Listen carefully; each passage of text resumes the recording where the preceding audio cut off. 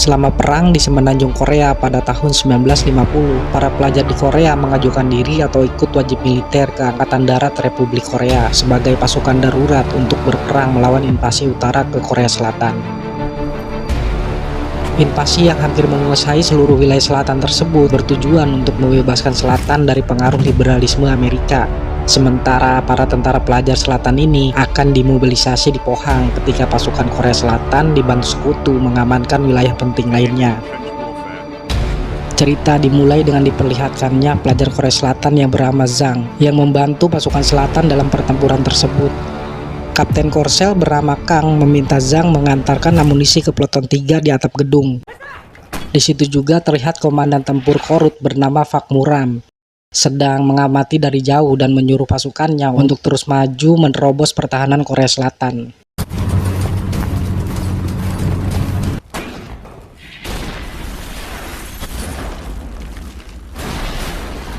Dan pada akhirnya Zhang sampai juga di Peleton 3. Setelah Zhang pergi, tembakan basoka menghantam atap gedung itu. Di tengah perjalanan, Zhang bertemu dengan Kim, suruhan Kapten Kang yang mencoba membantu Peleton 3. Dan ternyata mereka telah terkepung dari dua sisi. Semua anggota Kim tewas dan Kim pun kena tembakan dan tertusuk pisau oleh tentara Korea Utara. Zhang sangat terpukul melihat kejadian barusan. Walaupun takut, ia sangat geram dan dia mencoba membalas namun gak bisa menggunakan senapan itu.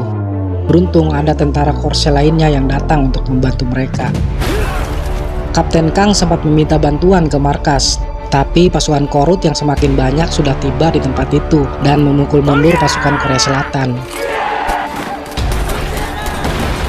Kim yang terluka parah dibantu oleh Zhang pergi bersama pasukan Korsel dari tempat itu. Kemudian diperlihatkan penduduk desa mengungsi dan tentara Korut telah mengibarkan bendera negaranya. Lalu pasukan Korsel meledakkan jembatan untuk menghambat pergerakan tentara Korut dengan meninggalkan warga sipil di seberang jembatan. Adegan berikutnya tentara Korea Selatan berkumpul di markas Pohang. Zhang yang membawa Kim berniat untuk mengobati lukanya. Namun sayangnya Kim tidak bisa terselamatkan lagi. Kemudian Zhang juga diobati lukanya oleh tim medis yang ada di tempat itu. Adegan kembali lagi ke Kapten Kang yang telah kembali ke Pohang, di mana dia sangat kesal karena komandannya belum juga mengirimkan bantuan. Ketambah pasukan sekutu Amerika juga gak ada yang datang. Lalu komandannya menjelaskan bala bantuan dan pasukan akan dikirim ke Sungai Nakdong karena Sungai Nakdong sangat penting untuk dipertahankan sampai tetes darah penghabisan. Lalu Kang bertanya siapa yang nantinya akan menjaga Pohang jika semua pasukan pergi ke Sungai Nakdong. Lalu gak lama setelah itu datanglah dua truk yang berisi pelajar untuk menjadi relawan tentara Korea Selatan membantu mempertahankan Pohang. Disitulah terjawab sudah pertanyaan Kapten Kang. Lalu semua pelajar dikumpulkan yang kemudian diberikan arahan oleh Kapten Kang. Semua tentara relawan pelajar yang berjumlah 71 orang tersebut diberi senjata satu persatu. Dan Kapten Kang membentuk satu unit tentara pelajar dibagi menjadi 2 peleton dengan menunjuk Zhang sebagai kapten dari tentara pelajar tersebut. Tentara pelajar ditempatkan di Pohang karena lebih aman dibandingkan Sungai Nakdong sambil menunggu tentara sekutu tiba di Busan. Karena alasan itu tentara pelajar ditempatkan di Pohang. Lalu tibalah waktunya semua tentara inti Korea Selatan berangkat ke Sungai Nakdong. Seorang tentara pelajar diberi arahan untuk menggunakan radio dan Kapten Kang memberi jam tangannya ke Zhang dan memberi nasihat kepadanya. Ia berkata, pimpinlah mereka dengan hatimu dengan ikhlas seperti wali kelasnya, maka tentara pelajar itu pasti akan mengikuti arahanmu. Di sisi lain, Satuan 76 Korut telah sampai di jembatan yang telah diledakkan oleh pasukan selatan. Komandan Fak yang melihat hal itu langsung mengambil tindakan agar semua pasukannya menyeberangi sungai dan tank melalui bukit. Adegan kembali ke tentara pelajar di Pohang.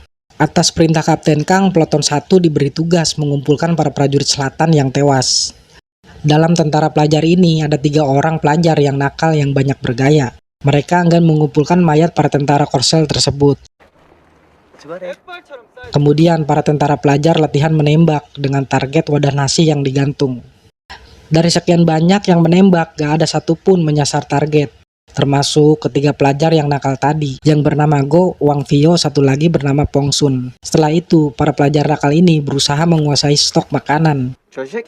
Wang Vio yang memainkan granat gak sadar mencabut pin granatnya, yang akhirnya meledakkan gudang stok makanan itu. Malam harinya, Zhang menulis surat untuk ibunya, dan ada kilasan saat perpisahan Zhang dengan ibunya. Lalu semua pelajar yang lain di satu ruangan berkumpul bergembira dan tertawa. Zhang yang tahu hal itu langsung menyuruh semua pelajar untuk bubar dan beristirahat. Gak lama kemudian, tentara pelajar yang mengintai di luar gedung melihat segerombolan tentara Korut yang sedang melintas di depan mereka. Di balik tembok, mereka semua bersiap menembak dengan komando dari Zhang. Dan sialnya, ada salah satu pelajar menjatuhkan batu tembok ketika tentara Korut sedang lewat. Semuanya menjadi panik dan salah satu dari tentara pelajar melepaskan tembakan disusul rekan lainnya. Di kejadian ini pertama kalinya para tentara pelajar ini berhadapan langsung dengan tentara Korut dan menewaskan semua tentara Korut yang tadi.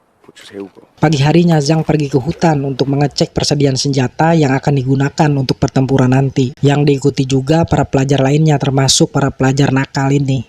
Di tengah perjalanan pulang, seorang pelajar meminta Go untuk berhenti merokok karena kata Zhang, aroma rokok ini bisa tercium dari jauh sama tentara Korea Utara. Dan benar saja, di tempat mereka berkumpul ada seorang tentara Korut yang mengintai, kemudian melepaskan tembakan ke arah pelajar. Satu orang tertembak dan Wang Vio yang sedang berdiri tertembak tepat di kepalanya. Go yang emosi langsung mengejar prajurit Korut tersebut, diikuti oleh Zhang dan beberapa pelajar lainnya. Beberapa tembakan dilepaskan, namun gak ada yang mengenai prajurit Korut itu. Prajurit Korut itu terus berlari dan membawa mereka semua ke padang rumput, yang ternyata adalah pancingan. Tentara Korut lainnya sudah menunggu di bawah dan langsung melepaskan tembakan ke semua tentara pelajar. Tentara pelajar pun membalas dan terjadi kembali baku tembak.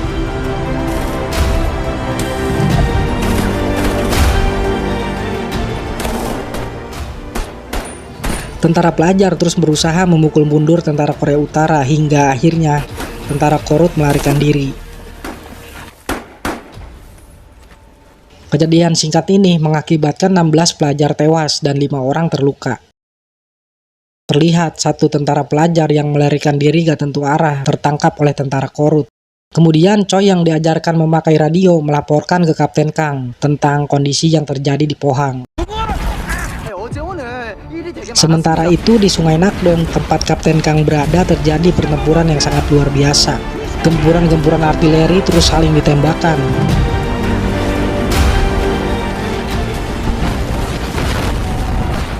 Perlihatkan juga, pasukan sekutu Amerika sudah berada di sana membantu Korea Selatan. Adegan kembali ke tentara pelajar yang ditangkap oleh tentara Korea Utara. Ia sudah ditahan, diinterogasi, ditanyakan mengenai segala sesuatu yang berkaitan di markas Pohang. Gak lama setelah itu datanglah Komandan Fak yang akan membawa tentara pelajar tersebut ke markas Korsel di Pohang. Setibanya di markas Pohang, semua tentara pelajar berkumpul mengelilingi Komandan Pak dengan menodongkan senjata ke arahnya. Lalu Pak berbicara dengan Zhang, pimpinan tentara pelajar. Ia mengatakan bahwa pasukannya 2 jam lagi dari sekarang berencana akan mengambil alih markas Pohang. Tapi jika tentara pelajar mengibarkan bendera putih, maka semua orang akan dibiarkan hidup. Setelah mengatakan hal itu, Komandan Fak lalu pergi. Di pihak Kapten Kang meminta bantuan ke komandannya untuk membantu tentara pelajar di Pohang, karena sudah ada 2 kali serangan di sana. Namun, tetap saja komandannya menolak. Kemudian Kapten Kang meminta 10 anggotanya untuk ikut bersamanya pergi ke Pohang. Lalu komandannya Kang juga meminta bantuan komandan sekutu Amerika, tapi gak ada yang bisa dikirim ke Pohang. Hingga akhirnya komandan sekutu memberikan senjata yaitu Super Bazooka, yang dipercaya bisa menembus lapisan baja tank Korea Utara. Di markas Pohang, Go berbicara di depan semua pelajar. Ia mengatakan akan pergi ke Sungai Nakdong dan berjuang mati-matian di sana. Lalu Go memukul tentara pelajar yang ditangkap oleh tentara Korut tersebut. Gak lama setelah itu, datang Zhang yang menyuruh Go pergi supaya bergabung dengan Korea Utara. Mendengar hal itu, Go kesal langsung memukul Zhang. Dan terjadilah perkelahian di antara mereka berdua. Di tengah perkelahian terdengar suara tembakan dan semuanya berhenti. Ternyata ada salah satu pelajar ditembak mati oleh pelajar lainnya. karena ia sudah gak tahan dengan luka akibat tertembak di pertempuran padang rumput tadi. Lalu Go dengan Pok Chun sambil memaki rekan-rekannya segera pergi dari tempat itu dengan niat akan bergabung ke pertempuran di Sungai Nakdong. Di sisi lain, Komandan Korut sedang standby menunggu waktu 2 jam tiba, seperti yang telah dijanjikannya ke Zhang untuk menyerang markas Pohang. Di markas Pohang, Zhang dan pelajar lainnya mempersiapkan segala bentuk senjata dan artileri. Blokade dibuat untuk menghalangi masuknya tentara Korea Utara. Terlihat seorang pelajar membuat tulisan dengan darahnya di kain yang akan diikatkan kepalanya, yang bertuliskan "Into the Fire". 1 jam lagi sebelum pertempuran, Kapten Kang sedang menuju perjalanan ke Pohang. Di tempat lain, Go dan Fong Sun yang sedang dalam perjalanan melihat truk pengangkut persenjataan Korut terjebak di lumpur. Go melihat kesempatan itu dengan berpura-pura membantu mengeluarkan truk tersebut. Di markas Pohang, Zhang memerintahkan tentara pelajar untuk menembakkan mortar karena tentara Korut sudah berada 1 kilometer dari tempat mereka. Tapi amunisi mortar itu malah jatuh di lokasi blokade Pohang.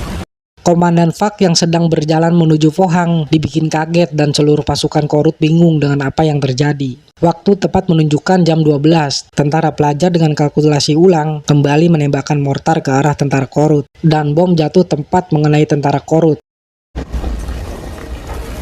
Melihat itu, Komandan Pak dengan marahnya menyuruh semua tentara Korut untuk menyerang membalas tentara pelajar yang ada di Pohang.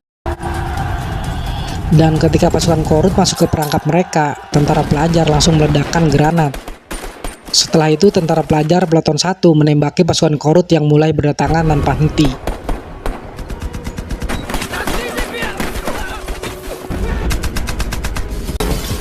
Ketika kendaraan tempur Korut datang, tentara pelajar dengan gagah berani meledakkan kendaraan bersenjata mesin tersebut. Tentara pelajar makin terpojok, kemudian Zhang menyuruh semuanya untuk mundur masuk ke dalam gedung. Dalam situasi genting, tanpa diduga mereka tertolong oleh kedatangan Go dan Fong Sun yang menembaki tentara Korut dari belakang dengan senjata mesin dari atas truk yang mereka rampas. Sesampainya di depan gedung, semua orang mengambil senjata dari truk tersebut. Gak lama setelah itu, datang tank Korut menggempur tentara pelajar dan gedung.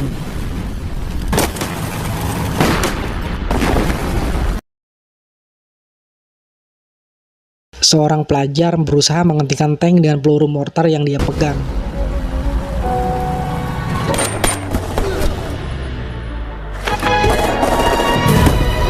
Sementara tentara Korut sudah memasuki gedung.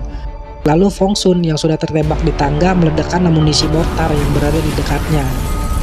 Kapten Kang yang sudah berada di dekat Pohang melihat ledakan itu, lalu ia langsung memerintahkan anggotanya untuk menembakkan super bazooka ke tank Korut.